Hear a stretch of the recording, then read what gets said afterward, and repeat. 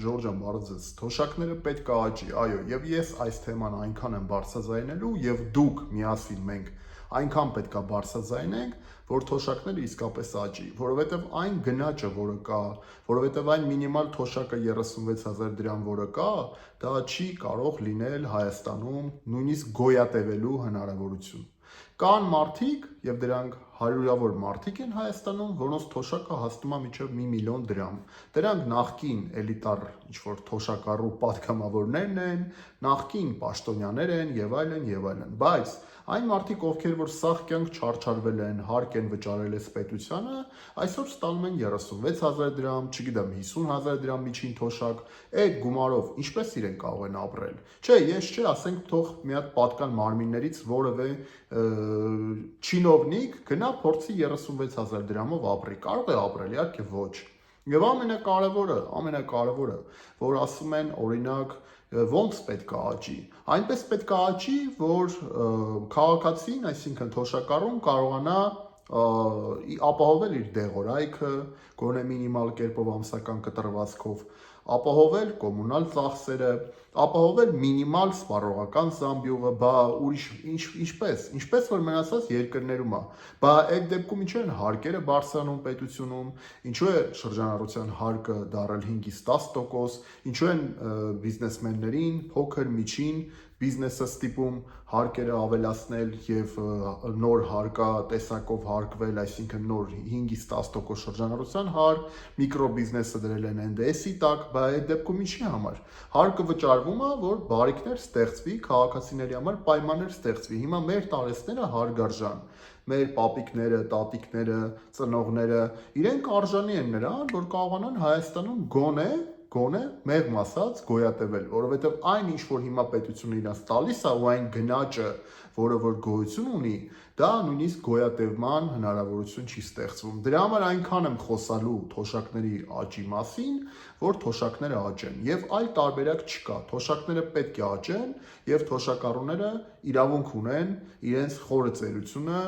ապահովել եւ գոնե գոյատևել, որտեղ նորից եմ կրկնում Հայաստանում որևէ թոշակառու այսօր չի կարող իրեն թույլ տալ լավ ապրել, էլ չեմ ասում ինչ որ ավելի մի բան, որ գնան, ոնց որ օտար երկրյա թոշակառուները կարողանում են գնալ, աշխարհը ման գալ եւ այլն, ուղղակի ունենան հնարավորություն դեղորայք խառնելու, կոմունալը վճարելու, սնունդ ապահովելու, սրա մասին է խոսքը, բա ուրիշ ինչպես։ Էլ չեմ ասում հաշմանդամության ուրեմն նպաստների մասին, որ մարդիկ կան, որոնք որ ստանում են չնչին նպաստներ, բայց իրենք նույնիսկ զրկված են հնարավորությունից աշխատելու։ Իրենք չունեն այդ հնարավորությունը աշխատելու։ Զինվորական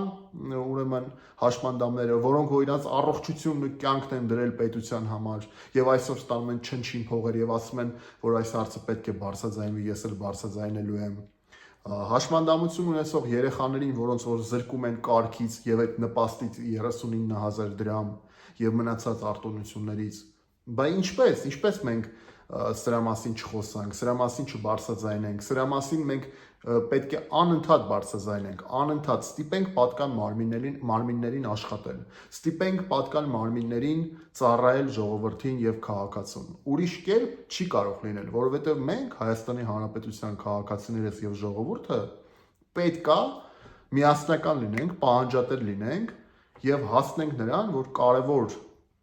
ծայրահեղ կարևոր խնդիրները լուծում ստանան։ Դրանք են մեր թոշակառուների խնդիրները, հաշմանդամների խնդիրները, բուժ հաստատությունների մասին մարզերում չկա նորմալ պայմաններ եւ շատ անգամ բերում են Երևան մարկանց եւ ինչ ստացվում է, որ շտապօգնության մեքենան մարզից դեպի Երևան բերում է վճարովի, պատկերացնում եք, ամեն կիլոմետրը 1000 դրամ։ Սա ինչ է։ Սա չլսված բան է։ Եվ իհարկե սա պետքա վերանա, ուրիշ տարբերակ չկա, պետքա շտապօգնություն անվճար բերի, քանի որ չկա պայմաններ մարզերում,